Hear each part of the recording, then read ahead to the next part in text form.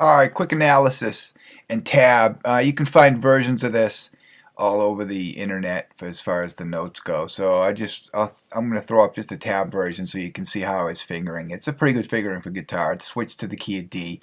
I'm going to try to hold up tab and see if this works because it's a lot to write out in the software.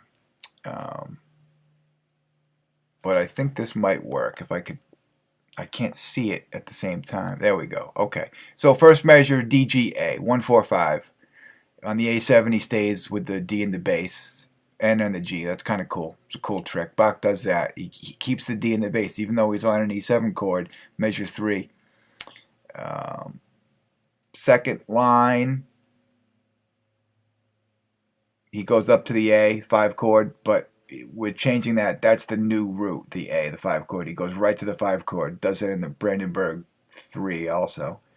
Probably does it a lot. B minor, E7 to A. Good 2-5 lick right there. And then third measure, third line rather, another 2-5 in A. B minor, E7 to A.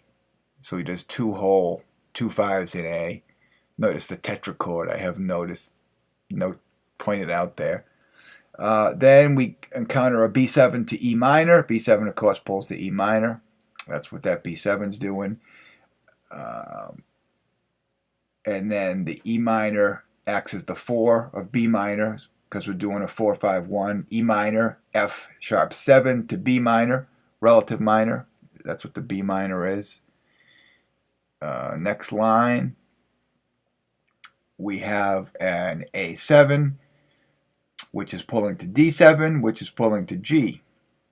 Some back cycling there. And the G is now acting as 4. A7 is 5. And that brings us back to the next line, back to the D. Back to 1. So we haven't really, we're just doing some basic changes here. Then the E7 is the 2 chord changed to a dominant. That's common. You see that in Donna Lee and A Train. And then E7, of course, pulls to A. Just like in A Train, we have that same cycle. E7 to A7. which takes us right up to the end of that measure where we have that that pause. And then we're picking up next measure, still A7. This is all A7 tonality. And now on the next line, when it goes to D, hold that right there because I have an alternate way to play that. Yeah, there's a thing there. It says see next page. So let me pull that. That's an alternate. So we want to just look at this first line here. Boom. There's the alternate D. First measure is D. That second measure there is some chromatic-y stuff. That's just E minor. Not E minor, E7, kind of E harmonic minor. And he's doing some chromatics too. He's doing some approach notes. That second phrase is an approach on the E. F, E, E flat, E. Standard approach note. Goes down the E7 arpeggio. And then takes us right back to A. So now we're going back to... So we're in A now, A major, and then it flips over to A7, doing some scale stuff, okay? And then right as the tab becomes a big mess, I have an alternate that's written out in a better way. So we have some A dominant lines just coming down the scale, you know, and then I'll pull up the ending. We're getting there. So this, starting on the second line here, that's the alternate finger. I just decided to use an open string for this. It's all A7. All A7 stuff. There we go.